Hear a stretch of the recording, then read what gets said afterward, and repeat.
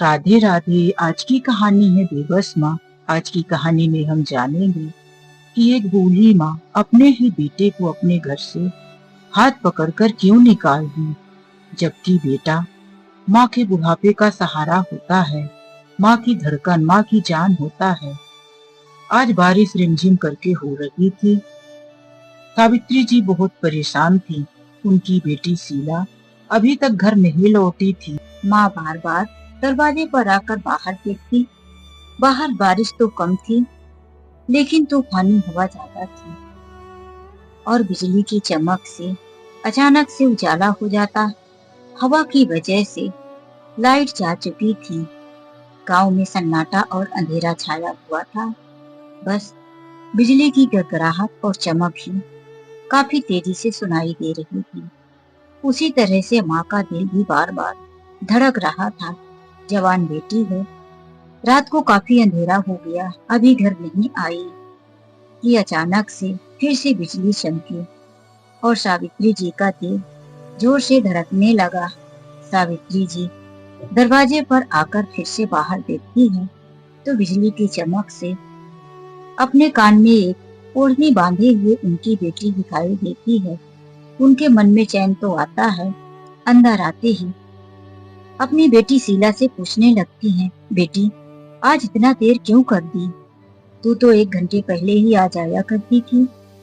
तुझे पता है ना कि तुझे लेट हो जाता है तो मेरी जान निकलने लगती है। बेटा समय से घर आ जाया कर। शीला कहती है, माँ तुम इतना चिंता क्यों करती हो? आज मैंने बच्चों को ट्यूशन पढ़ाया, उसके बाद उनका डाउट क्लियर करने लगी। उसी में थोड़ा लेट हो गई और बारिश भी हो रही थी, तो मैंने सोचा बारिश थम जाएगी तभी मैं जाऊं, लेकिन फिर लगा कि कहीं बारिश ज्यादा न हो जाए, इसीलिए मैं भागी चली आई। अच्छा माँ, आज के बाद मैं देर नहीं करूंगी। अब मैं ठीक हूँ, घर आ गई हूँ, तो अब तो तुम चिंता छोड़ो। माँ की आंखों में आंसू तैर गए थे। शीला अपनी माँ को समझाते हुए किचन में चली गई। लो माँ, मैं चाय बनाकर लाई हूँ, तुम भी पी लो। और मैं भी थोड़ा बारिश में भीग गई हूँ, तो पहले चाय पी लेती हूँ। बेटी मैंने खाना भी बना दिया है, खाना निकाल कर लाओ, दोनों साथ में खा लेते हैं। शीला ने बोला, माँ पहले चाय पी लेते हैं, फिर आधे घंटे बाद खाना खाऊंगी। अभी 9 भी नहीं बजा है, अभी तो काफी समय है। पर माँ मैं आकर खाना बना देती, तुम क्यों किचन में रोज खाना बनाने में लग जाती हो? मेरे होते हुए भी तुम काम करती हो, यह मुझे अच्छा नहीं लगता। बेटी तू बाहर पढ़ाने जाती है, इतनी मेहनत करती है, तो मैं घर में रहकर क्या खाना नहीं बना सकती? 2 लोगों का खाना बनाना कौन सी बड़ी बात है। माँ अब तुम आराम करो, मैं सारे काम कर लिया करूंगी। पढ़ाने जाती हूँ तो कौन सा पहाड़ तोड़ने जाती हूँ? क्या मैं इतना थक जाती हूँ कि किचन का काम नहीं कर सकती? माँ ने कहा, बेटी आज तो बना दिया है, बस तुम चिंता मत करो। जब मेरी तबीयत ठीक नहीं रहेगी तो वैसे भी तुम्हें ही काम करना पड़ेगा। चाय पीने के बाद बातों ही बातों में आधा घंटा कब का गुजर गया। फिर शीला ने खुद ही कहा, माँ तुम बैठो, मैं खाना निकाल कर लाती हूँ। शीला किचन से खाना लाई। दोनों माँ बेटी साथ में बातें करते हुए खाना खाया। फिर शीला किचन में जाकर किचन की साफ सफाई की और बोली, माँ अब तुम जाकर आराम कर लो, मुझे कल पढ़ाने के लिए थोड़ी तैयारी करना है। पहले मैं पढ़ लूंगी, उसके बाद ही मैं सोऊंगी। शीला अपने कमरे में अपना काम करने चली गई। रात देर तक शीला पढ़ी थी, जिसकी वजह से वह जल्दी सुबह नहीं उठ पाई। माँ चाय बनाकर शीला को आवाज देती है, बेटी चाय पी ले आके। शीला बाहर आकर कहती है, माँ तू इतना जल्दी क्यों उठ जाती है? मैं उठकर चाय बनाती, मुझे आवाज दे दिया होता। अरे बेटी मैंने देखा था तेरे कमरे की लाइट देर तक जलती रही, तू शायद देर तक पढ़ती रही होगी, इसीलिए मैंने तुझे नहीं आवाज दिया। कौन सा ज्यादा काम होता है चाय बनाने का। अच्छा ठीक है, जा तू नहा धोकर तैयार हो जा, मैं तेरे लिए नाश्ता बना देती हूँ। फिर तुझे 2 जगह ट्यूशन भी तो पढ़ाने जाना होता है।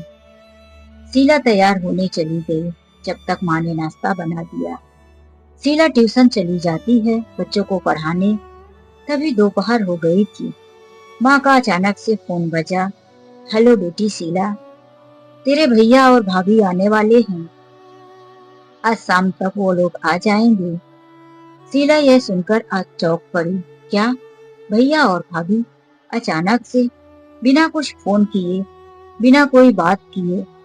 हाँ बेटी, फोन तो उन्होंने कि नहीं किया, लेकिन बोला है कि शाम होने से पहले ही घर आ जाएंगे। शीला बुझे हुए मन से बोली, ठीक है माँ। उसने फोन रख दिया। शीला की माँ समझ रही थी कि शीला कुछ खुश नहीं है। उसका भी मन नहीं लग रहा था।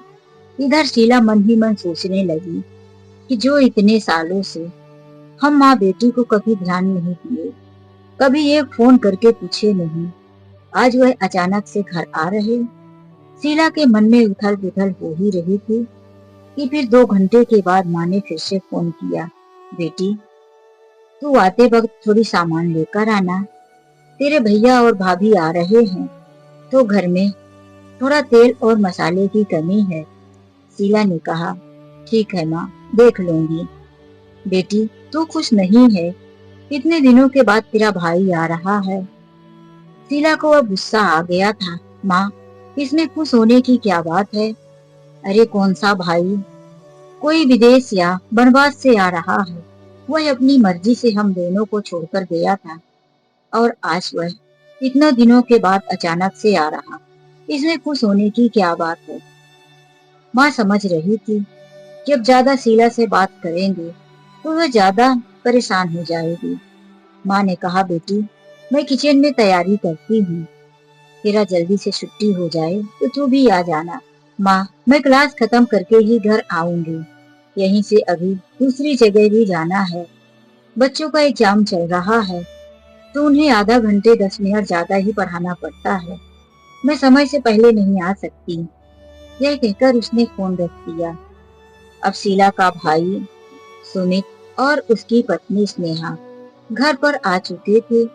किचन में माँ चाय नाश्ता बना रही थी। तभी सुमित ने अपनी पत्नी को इशारा किया तो स्नेहा किचन में गई और कहने लगी, अरे माँ जी, मेरे होते हुए आप किचन में काम कर रही हैं। चलिए बैठिए, जाइए आप सुमित के साथ बात कीजिए, आराम कीजिए, मैं हूँ ना, मैं किचन का काम कर लूंगी। आज बड़ा आश्चर्य लग रहा था माँ को। जो बहू कितनी बार आवाज देने पर भी किचन में नहीं आती थी, आज इतने सालों के बाद वह अपनी सास को कह रही थी कि आप आराम कीजिए, मैं काम करूंगी। वह बहू की तरफ आश्चर्य भरी नजरों से देखने लगी तो स्नेहा ने कहा, माँ, अब मैं अकेली रहकर समझ गई हूँ कि घर गृहस्थी में बिना काम किए गुजारा नहीं होता। अब मैं पहले जैसे नहीं हूँ, मैं बदल गई हूँ माँ जी, मैं काम कर लूंगी। माँ ने हाथ धोया और अपनी साड़ी के आंचल से हाथ पोंछते हुए बाहर निकल गई। सुमित से बात करने लगी। सुमित कहता है, और बताओ माँ, कैसी हो? इतने दिनों तक मेरी याद आई कि नहीं? माँ ने कहा, अपने बेटे को भला मैं कैसे भूल सकती हूँ? बेटा कैसा भी हो, लेकिन माँ, माँ तो माँ होती है, कैसे भूल सकती है अपने बेटे को? माँ, कैसा भी, हाँ माँ, तुम यही कह सकती हो। गलती तो मेरी ही है जो तुम लोगों को छोड़कर चला गया, लेकिन माँ सच में एक भी ऐसा पल नहीं गया होगा कि मैं तुम्हें याद नहीं किया हूँ। तुम्हारी बहू भी तुम्हें बहुत याद करती थी माँ। जब भी मैं खाने बैठता था, तुम्हारे हाथों का खाना मुझे बहुत याद आता था। मन करता था कि अभी माँ के पास चला जाऊं और माँ के हाथों का बना खाऊं, लेकिन माँ मजबूरियों में उलझा रहा। आखिर किसी तरह से इतने दिन के बाद समय निकाला है। माँ ने कहा, बहुत अच्छा किया, इतने दिनों के बाद आया तो माँ से मिलने। अब तक शीला भी घर आ गई थी। भाभी किचन में थी। माँ और सुमित दोनों बातें कर रहे थे। शीला चुपचाप अपने कमरे में चली गई। वह ना तो भाई की तरफ देखी और ना ही अपनी माँ की तरफ।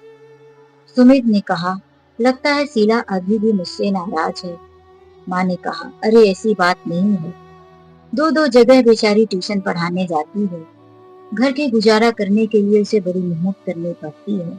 थक गई होगी।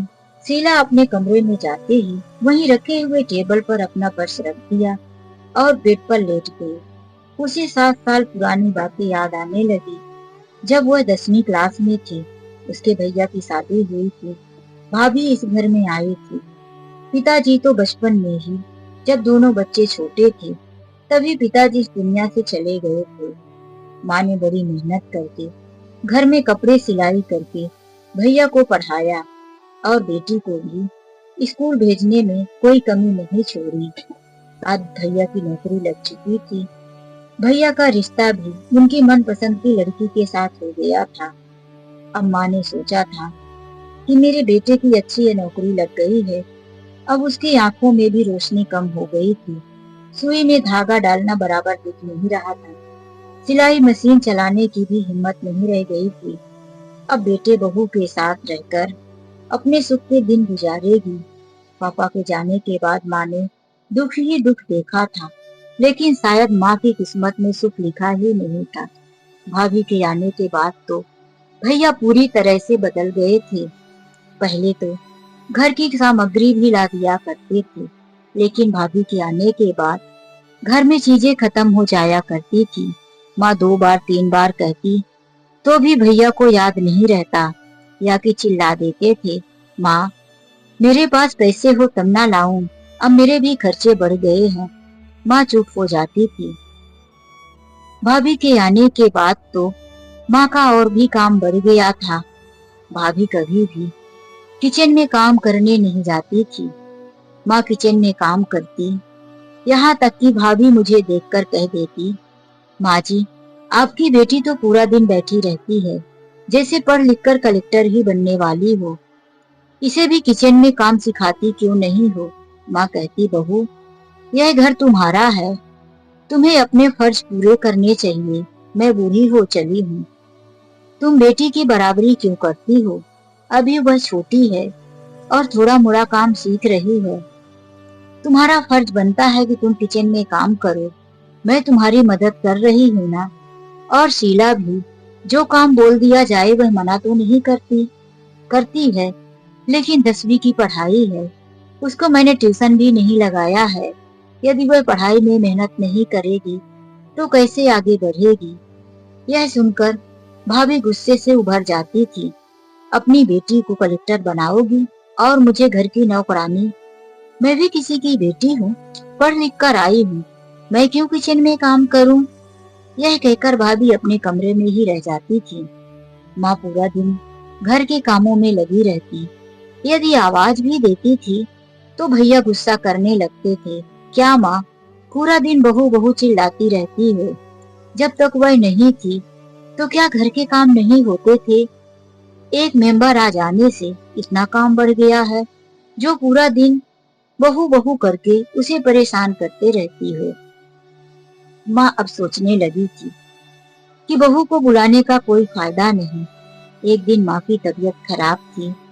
माँ खाना बनाने में असमर्थ थी और मेरा एग्जाम आने वाला था, तो शीला पढ़ाई में लगी हुई थी।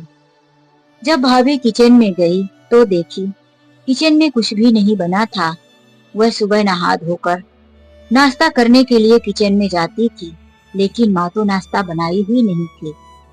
भाभी गुस्से में आकर शीला के गाल में एक थप्पड़ जड़ दिया। महारानी यहाँ बुक लेकर बैठी है, पढ़ाई कर रही है, कलेक्टर बनने वाली है और किचन में अभी तक नाश्ता भी नहीं बना।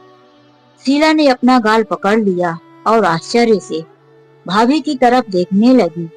उसे भी बड़ी जोर से गुस्सा आया। थप्पड़ की आवाज सुनकर माँ अपने कमरे से धीरे धीरे बाहर निकली और कहने लगी, बहू यह तुमने क्या किया। मेरी बेटी पर हाथ क्यों उठाया। तुम्हें नाश्ता ही करना था तो खुद बना लेती, उसे क्यों मार दिया। तेरी इतनी हिम्मत हो गई। बिना बाप की बेटी है, आज तक मैंने उसे कभी हाथ नहीं उठाया। माँ बोल ही रही थी कि सुमित भी आ गया। माँ इतना क्यों चढ़ा बढ़ा कर रखी हो बेटी को। दूसरे के घर जाना है, उसे आज काम नहीं सिखाओगी तो कब सिखाओगी।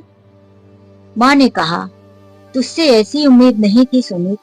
मुझे तो लगा था कि तू अपनी पत्नी को डांटेगा और कहेगा कि तेरी हिम्मत कैसे हुई मेरी बहन पर हाथ उठाने की, लेकिन तू है कि तू मुझे ही सुना रहा। माँ, मेरी पत्नी ने तो सिर्फ एक चाटा मारा है। अगर शीला ने ज्यादा बात जवाब किया तो हाथ पैर तोड़ दूंगा। स्कूल जाने के लायक भी नहीं रहेगी, फिर बैठी रहेगी घर में लंगड़ी होकर। अब शीला गुस्से से अब बबूला हो रही थी, लेकिन इस तरह से भैया और भाभी के व्यवहार को देखकर उसके मुंह से जरा सा भी आवाज नहीं निकली। आखिर थी तो 15-16 साल की बच्ची ही, 10वीं क्लास में पढ़ती थी। अपने भाई के इस तरह से व्यवहार को देखकर सहम गई, लेकिन फिर भी उसने हिम्मत करके कहा, मुझे हाथ लगा दिया तो लगा दिया भाभी, लेकिन अगर मेरी माँ को कुछ बोला तो मुझसे बुरा कोई नहीं होगा। मेरी माँ की तरफ आंखें बढ़ाकर मत देखना।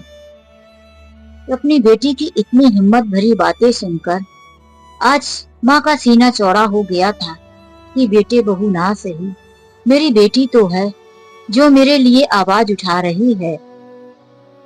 शीला ने कहा, माँ, तुम अपने कमरे में आराम करो, जिसे नाश्ता करना होगा कर लेंगे। इतना कुछ होने के बाद भी शीला डरी नहीं और न ही नाश्ता बनाई। भाभी गुस्से में नाश्ता बनाई और दोनों पति पत्नी खाए। न माँ को दिया और न ही शीला को। शीला ने पढ़ाई खत्म किया और फिर किचन में गई, माँ के लिए चाय बनाई और बिस्किट के साथ दिया और कहने लगी, माँ, तुम चिंता मत करो, मैं तुम्हारे लिए खाना बना दूंगी। नहीं बेटी, तुम मुझे बुखार उतरने का कोई गोली दे दो, उसके बाद मैं किचन में काम कर लूंगी। शीला माँ को मेडिकल से लाकर गोली दे देती है, लेकिन अब सुमित और सुमित की पत्नी ने सोच लिया था कि इन माँ बेटी के साथ रहकर इनका खर्च हम नहीं उठाएंगे। भाभी भैया को खूब सिखाने पढ़ाने लगी। भाभी ने भैया को कहा कि यहाँ से ट्रांसफर करवा लो, अपनी कंपनी में बॉस से बात करो कि शहर की ब्रांच में तुम्हारा ट्रांसफर कर दे।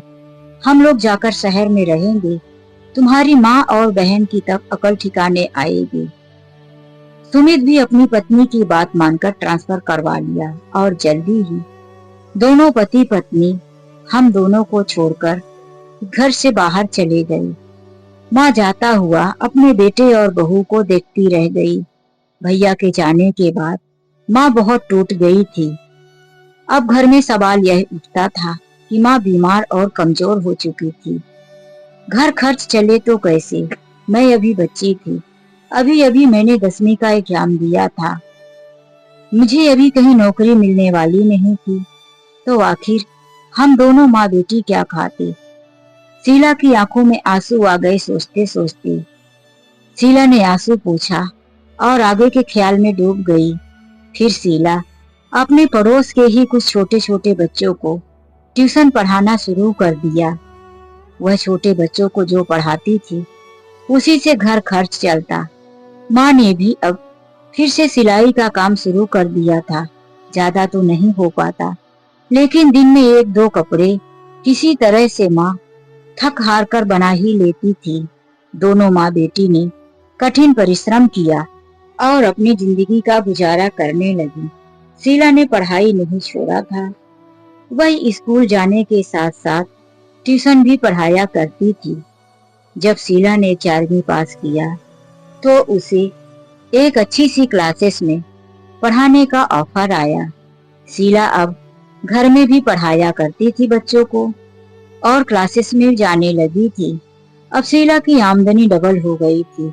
उसने अपनी माँ की सिलाई का काम छुड़वा दिया था। शीला इतनी मेहनत और अच्छे से बच्चों को पढ़ाती थी कि उसका नाम होता जा रहा था। उसके पढ़ाए हुए बच्चे अच्छे नंबर में पास होते थे, इसीलिए एक और क्लासेस से भी उसे पढ़ाने का ऑफर मिल गया था। अब तक शीला 15वीं कर चुकी थी और उसे 2-2 क्लासेस में पढ़ाने का अच्छा सा जॉब भी मिल गया था, अच्छी सैलरी भी मिल रही थी। अब शीला अपने घर का खर्च अच्छी तरह से चला सकती थी। शीला यह सोच ही रही थी कि तभी माँ शीला के कमरे में पहुंच जाती है और कहने लगती है, बेटी तेरी तबीयत तो ठीक है ना? शीला उठकर बैठ जाती है। हाँ माँ, मेरी तबीयत को क्या हुआ, बस थोड़ा सा थक गई थी, इसीलिए आराम कर रही थी। बेटी मैं समझ रही हूँ, इतने दिनों के बाद तेरा भाई और भाभी घर आए हैं। उन्होंने जो कुछ भी किया है माफी के लायक नहीं है, लेकिन है तो अपना ही औलाद, ऐसे कैसे घर से निकाल सकते हैं? शीला ने सोचा, आज माँ कितनी खुश है। जिस तरह से मैं माँ की बेटी हूँ, उसी तरह से भैया भी तो माँ के जिगर का टुकड़ा है, माँ के लिए ही सही। शीला ने कहा, माँ मैं कहाँ नाराज हूँ, चलो मैं अभी आती हूँ। शीला ने चेंज किया और बाहर आ गई। अब तक भाभी भी किचन से खाना बनाकर टेबल पर रख चुकी थी। फिर शीला को देखते ही कहने लगी, आओ आओ शीला, देखो ना मैंने तुम्हारी पसंद का हलवा बनाया है, आओ साथ में बैठकर खाते हैं। शीला ने भाभी के साथ और भैया माँ के साथ बैठकर खाना खाया। माँ को देखा, बार बार माँ यही उम्मीद कर रही थी कि शीला हंसी खुशी से भैया भाभी से बात करे। शीला माँ की उम्मीदों को समझ गई और वह हंसकर कहने लगी, वाह भाभी, बहुत अच्छा हलवा बनाया है। तो भाभी ने कहा, हाँ हाँ, इतने दिनों में तुम्हारे भैया की पसंद का बनाते बनाते सीख ही गई हूँ। अब खाने की टेबल पर हंसी मजाक और खुशियों से भर गया था। माँ यह दृश्य देखकर बहुत खुश थी। उसने अपने बच्चों की बड़ाई लेते हुए कहने लगी, भगवान मेरे परिवार पर किसी की नजर ना लगे, हमेशा ऐसे ही खुशियां बनाए रखना। फिर शीला कमरे में सोने चली गई तो भाभी ने किचन का साफ किया और घर के काम। शीला आश्चर्य में थी कि भाभी जो कभी घर का काम नहीं करती थी, आज इतना मन लगाकर घर के काम करे जा रही है। माँ ने भी सोचा कि शायद अपने घर का काम करते करते बहू की काम करने की आदत हो गई है, वह काम करना अब सीख गई है। शीला नियमित रूप से अपना ट्यूशन क्लासेस चलाती रही। आज शाम को जब शीला आई तो देखी कि भैया माँ से कुछ बातें कर रहे थे और शीला को देखते ही चुप हो गए। शीला के समझ में तो कुछ आ रहा था कि भैया और भाभी के मन में जरूर कुछ ना कुछ खिचड़ी पक रही है। वह जब भी मौका पाते थे माँ को अकेले में बातें करने लगते थे और शीला को देखते ही चुप हो जाते थे। 2-3 दिन हो चुका था, आज संडे था। शीला आज घर में ही थी तो भैया और भाभी को बात करने का मौका नहीं मिल रहा था। शीला ने सोचा था कि आज तो कुछ पता लगेगा ही, लेकिन आज माँ से अकेले में भैया और भाभी बात नहीं किए। कुछ टाइम के बाद भाभी आकर कहती है कि शीला मेरे साथ मार्केट चलोगी? मुझे यहाँ की संडे मार्केट बहुत अच्छी लगती है, यहाँ पर बहुत सस्ते कपड़े मिलते हैं, चलो वहाँ जाकर हम शॉपिंग करेंगे। शीला को याद आया कि भाभी कभी भी संडे मार्केट में कपड़े नहीं लिया करती थी। वे कहती थी, संडे मार्केट में मैं सेल के कपड़े नहीं पहनती, लेकिन आज भाभी को क्या हो गया है? तो शीला ने कहा, भाभी आप तो सेल के कपड़े पहनती ही नहीं थी। भाभी ने बोला, अरे वह समय कुछ और था, अब घर गृहस्थी का भार सिर पर है, हमेशा ब्रांडेड कपड़े थोड़ी ना पहनूंगी, चलो सेल के कपड़े ही लेना है। आखिर शीला और भाभी दोनों मार्केट चले गए। शीला इधर उधर भाभी के साथ कपड़े दिखाती रही, लेकिन भाभी की रुचि कपड़ों में नहीं थी। वह बार बार अपनी मोबाइल चेक करती, जैसे कि वह मैसेज में किसी से बात कर रही हो। शीला ने इस बात को नोटिस किया। फिर कुछ समय के बाद भाभी ने बोला, शीला तुम यहीं पर बैठो, मैं किसी से मिलकर आती हूँ। किसी से? किससे भाभी? अरे हाँ, मेरी एक सहेली है, उसने अभी मुझे मैसेज किया है, वह भी इसी मार्केट में आई है। मैं तुमसे बताना ही भूल गई थी, जब मैं घर से चली थी उससे पहले ही उससे बात हो गई थी। तुम कपड़े देखो, मैं जल्दी ही उससे मिलकर आती हूँ। शीला वहीं चुपचाप खड़ी हो गई। भाभी वहां से थोड़ी दूर पर चली गई, एक दुकान के पीछे गई। शीला ने सोचा, मैं भी देखती हूँ ये कौन सी सहेली है। शीला भी बचते बचाते भाभी के पीछे गई तो देखी यहाँ तो कोई सहेली नहीं, बल्कि यहाँ पर एक आदमी था जिससे भाभी कुछ बात कर रही थी और अपने पर्स से निकालकर पैसे दिए और उसने कुछ लिफाफे में पैक पेपर भी दिया जिसे भाभी अपने पर्स में रख ली। और फिर शीला ने सोचा अब भाभी वापस आएगी, इसीलिए वह वहीं आकर जहाँ पर थी खड़ी हो गई और कपड़ों की तरफ देखने लगी। भाभी वहां आकर कहती है, चलो शीला चलते हैं, वास्तव में यहाँ के कपड़े खरीदने लायक नहीं हैं। चलो। शीला समझ रही थी कि भाभी कपड़े खरीदने तो आई ही नहीं थी, इसका तो कुछ अलग ही काम था। अब शीला ने सोच लिया था कि भैया और भाभी के प्लानिंग का तो मैं पता लगा कर ही रहूंगी।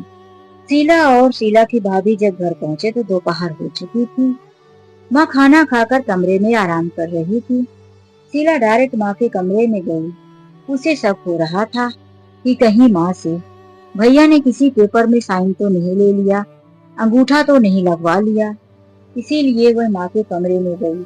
माँ को धीरे से जगाया और कहने लगी, माँ इतना जल्दी सो गई?